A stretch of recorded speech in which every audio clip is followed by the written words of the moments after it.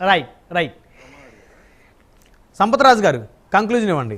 So మొత్తానికి రేపటి నుంచి కొత్త మంత్రులు వారి శాఖల మీద దృష్టి పెట్టి రాష్ట్రాన్ని అభివృద్ధి దశలో పరుగులు పెట్టించే విధంగా పనిచేయబోతా ఉన్నారు అనుకోవచ్చా?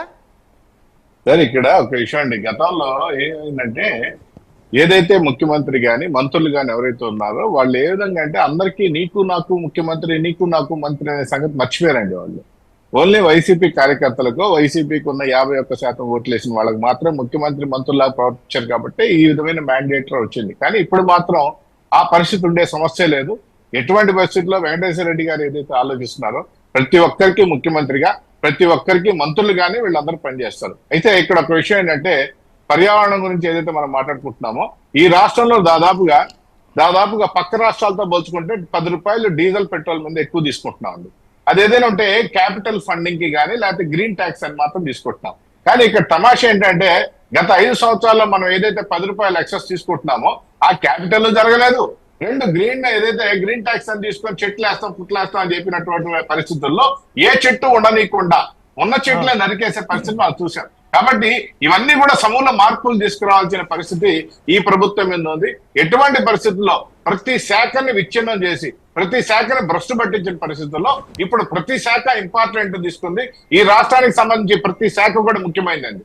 ప్రతి శాఖ ముఖ్యమైనది కాబట్టి ప్రతి శాఖ మీద ఈరోజు వాళ్ళు డిబేట్లు పెట్టుకోవాలి, వాళ్ళు ప్రతి శాఖ మీద మీటింగ్లు పెట్టుకోవాలి, ప్రజలకు కూడా తెలియజేయాలి. అదేవిధంగా రాష్ట్రాన్ని మాత్రం ఇందాక పెద్ద సత్య గారు చెప్పినట్టు ఈ విధంగా సువర్ణాక్షరాలతో లిఖించబడే విధంగా ఈ 5 సంవత్సరాలు మాత్రం పాలన ఉంటుందని చెప్పేసి మనం అయితే ఉంచుకోవాలి.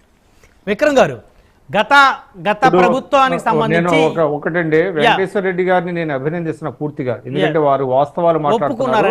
అయితే దురదృష్టం ఏంటంటే వారి నాయకుడు మాట్లాడుతున్నా, అంటే వారి అధినాయకుడు మాట్లాడుతున్నా. వారి ఆలోచన విధానానికి అధినాయకుడి ఆలోచన విధానానికి చాలా తేడా ఉంది. ఎందుకంటే వారు తప్పులు జరిగినాయని చాలా నిజాయితీగా ఒప్పుకున్నారు, కానీ వారి అధినాయకుడు మాత్రం తప్పులు జరిగినాయనేటువంటి.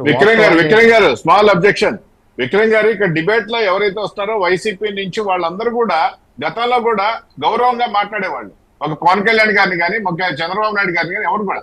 కానీ మన దౌర్భాగ్యం ఏంటంటే మంత్రులు, ముఖ్యమంత్రి మాత్రం పేర్లు పెట్టుకోవడం పిల్లలేని పరిస్థితిలో ఉన్నారు. వీళ్ళందరూ గౌరవాలు ఇస్తారు కానీ గౌరవాలు అక్కడ తీసుకునే పెద్దలు లేరనేది మా బాధ. అంటే నా పాయింట్ ఒకటేనండి. ఫైనల్ గా నేనేం చెప్తున్నా అంటే జగన్మోహన్ రెడ్డి గారిలో వారి కార్యకర్తల మార్పు తీసుకురావాలి. ఈ ఓటమి మన స్వయంకృతాపరాధం, మనం స్వయంగా తెచ్చుకున్నది. ఇందాక సత్య గారు చెప్పినట్టు ప్రజలు ఓడించారు, ప్రజలు హీరోలు, ప్రజలు ఎందుకు ఓడించారో మనం తెలుసుకోవాలి, ఆత్మపరిశీలన చేసుకోవాలి అని ఒక నిర్మాణాత్మక ప్రతిపక్షంగా వ్యవహరించే విధంగా వీళ్ళందరూ కూడా ఆయనకి చెప్పాలి. ఆయన వీళ్ళకి చెప్తున్నాడు, వీళ్ళ బ్రెయిన్ వాష్ చేస్తున్నాడు తప్ప వీళ్ళందరూ కలిసి ఆయన బ్రెయిన్ వాష్ చేయాల్సినటువంటి అవసరం ఉంది. వాస్తవాలను తెలుసుకుంటే బాగుంటుందండి. ఇంకొక డౌట్ ఉంది విక్రమ్ గారు, ఇంటి పన్ను, చెత్త పన్ను, టాయిలెట్స్ మీద పన్ను, రకరకాల పన్నులతో ప్రజల మీద విపరీతమైనటువంటి భారం పడింది. సో మరి ఇప్పుడు అవన్నీ కూడా తీసేసే పరిస్థితి ఉంటుందా? హేతుబద్ధీకరించాలి వాటిలన్నింటినీ కూడా. ఎక్కడ అవసరమో ఎక్కడ వేయాలి, అది తీసుకుని వచ్చినటువంటి ట్యాక్స్ దానికే ఉపయోగిస్తున్నారు. ఇందాక వారు చెప్పారు తెలుగుదేశం నాయకులు, గ్రీన్ ట్యాక్స్ వేస్తే దానికి వాడకుండా వేరే దానికి దారి మళ్లించారు. అట్లాగా ట్యాక్సెస్ అనేవి రేషనలైజ్ చేయాలండి. రేషనలైజ్ చేసి ప్రజల మీద భారం మోపకుండా ఉండే విధంగా చేస్తారు. అదంతా కూడా ఈ మార్పు అనేది ఒక రోజులో జరగదండి, స్లో ప్రాసెస్ లో జరుగుతూ ఉంటుంది. వాళ్ళే కదా శాఖలు కూడా కేటాయించింది, కొంత టైం అయితే పడుతుంది. వెంకటేశ్వర రెడ్డి గారు, ఇప్పుడు మనకు స్వతంత్రం వచ్చిన తర్వాత మన రాష్ట్రంలో అనేక రకాల ప్రభుత్వాలు ఎప్పటికప్పుడు మార్పులు జరుగుతూనే ఉన్నాయి. మార్పులు జరుగుతున్నాయంటే ఆయా ప్రభుత్వాల పొరపాట్ల వల్ల, గ్రహపాట్ల వల్ల ప్రజలకు వ్యతిరేకమైన నిర్ణయాలు తీసుకోబట్టే మార్పులు జరుగుతాయి. అట్లానే రాష్ట్ర విభజన తర్వాత చంద్రబాబు నాయుడు గారికి అవకాశం ఇచ్చారు. 14 నుంచి 19 వరకు ఇదే కూటమి ప్రభుత్వానికి అవకాశం ఇచ్చారు. అక్కడ కూడా పొరపాట్లు గ్రహపాట్లు జరగబట్టే జగన్మోహన్ రెడ్డి గారికి అవకాశం ఇచ్చారు. ఇక్కడ ఏంటంటే అది పరివర్తన చెందకుండా ఎవరైనా సరే, ఇప్పుడు మేమైనా సరే, ఏ ప్రభుత్వం అయినా, ఏ ప్రజానాయకులైనా, ఏ పార్టీలైనా పరివర్తన జరగకుండా మళ్ళీ అధికారంలోకి ఎవరు రారు. అలా జరగకుండా వస్తారని ఎవరు అనుకోవద్దు. పరివర్తన జరిగితేనే అధికారంలోకి వస్తారు. అట్ ది సేమ్ మంచిగా పరిపాలిస్తేనే కొనసాగుతుంది ప్రభుత్వం. అవును. కొనసాగుతుంది. అంతేగాని ఇక్కడ మనం డిబేట్ లోకి వచ్చి మనం మాట్లాడుతున్నామంటే ఎంతో కొంత ఎవరికి వాళ్ళు స్ట్రీమ్ లైన్ చేసుకొని ఎవరికి వాళ్ళు జరగాల్సిన విషయాల గురించి మంచిగా చెప్పుకుంటే, చర్చ జరుపుకుంటే గాని అవి ముందుకెళ్ళవు. ఇక్కడ మీ జగన్మోహన్ రెడ్డి గారు గతంలో తప్పు చేశారు 100 సార్లు 200 సార్లు 5 ఏళ్ళు ఇదే చెప్పుకుంటూ పోతే మీరేం చేయరా? అయితే ఇక్కడ ఒక చిన్న డౌట్ అంటున్నా. వెంకటేశ్వర నేనేమంటానంటే ప్రతి ప్రభుత్వం పొరపాట్లు చేస్తేనే, ప్రతి ప్రభుత్వం గ్రహపాట్లు చేస్తేనే ప్రభుత్వాలు మారుతాయి.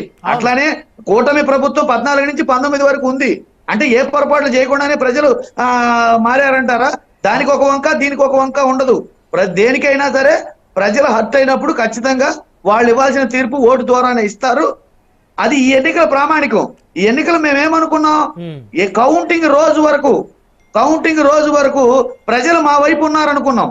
ప్రజలు సైలెంట్ ఓటింగ్ చేశారు. ప్రజలు ఎంత విఘ్నులో చూడండి. అట్లానే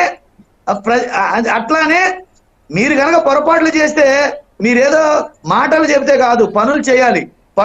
మాటలు చెబితే మీ వెనక ఉన్నట్టే ఉంటారు. మళ్ళీ 29లో ఏం చెప్పాలో అది చెప్తారు పొరపాట్లు కనుక చేస్తే. దయచేసి మీరు మంచి పరిపాలన ఇవ్వండి, ప్రజలకి మంచి పేరు తెచ్చుకోండి. ఈ ప్రజాస్వామ్య వ్యవస్థలో ఎవరు మంచి చేసినా వాళ్ళకి మంచి పేరు వస్తుంది. ఇది ఖచ్చితంగా జరుగుతుంది. అది నేను ఇవ్వాల్సిన. రాజు గారు అడగండి.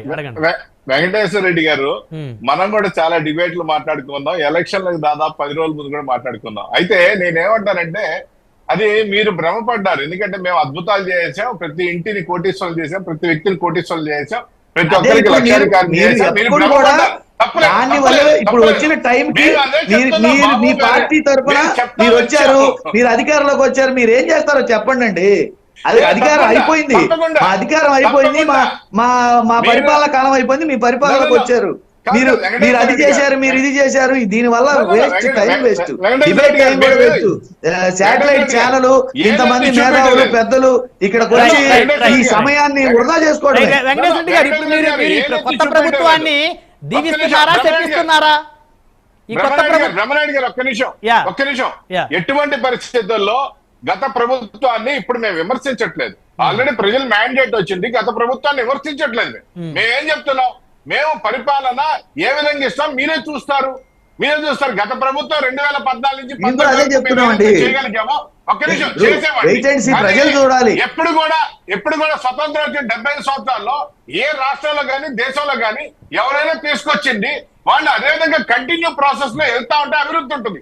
కానీ ఈ రాష్ట్రానికి ఏంటంటే దరిద్రం, గత 5 సంవత్సరాలు ఎక్కడ ఉన్న గొంగలు అక్కడ ఆగిపోవడం కాక ఇంకా ఘోరమైన పరిస్థితులు కాబట్టి ఈ రోజు మీకు మాట్లాడండి. ఈసారి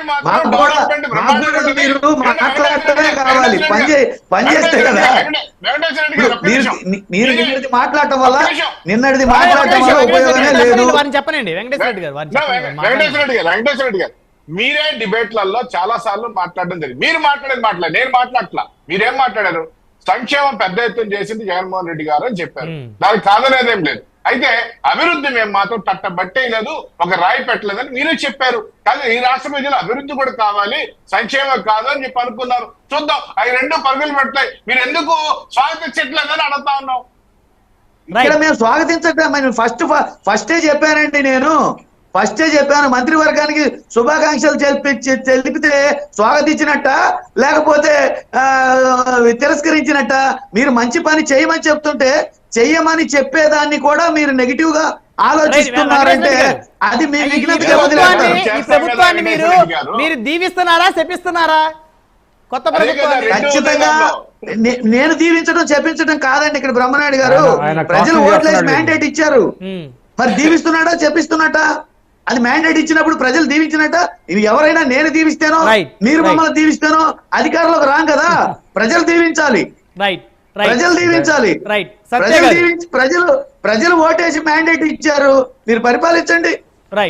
సత్య గారు, ఇక్కడ వెంకటేశ్వర రెడ్డి గారు అనేక సందర్భాల్లో ఇప్పుడు మాట్లాడుతూ గత ప్రభుత్వం చేసినటువంటి పనుల గురించి ప్రస్తావించొద్దు, మీరు పనులు చేయండి, గతానికి సంబంధించి తవ్వొద్దు అంటున్నారు. అంటే మీరు గతంలో ఇసుక మీద అదేవిధంగా మద్యానికి సంబంధించి అనేక రకాల అవకతవకలు జరిగినాయి, స్కాములు జరిగినాయి అని చెప్పేసి ఎన్నికల ముందు కూటమి నేతలు ఆరోపించారు. మరి ఇప్పుడు అవన్నీ కూడా వెలికి తీసే పరిస్థితి ఉంటుందా, లేకపోతే గతాన్ని వదిలేసి కొత్త ప్రభుత్వం కొత్తగా కొనసాగే పరిస్థితి ఉందా?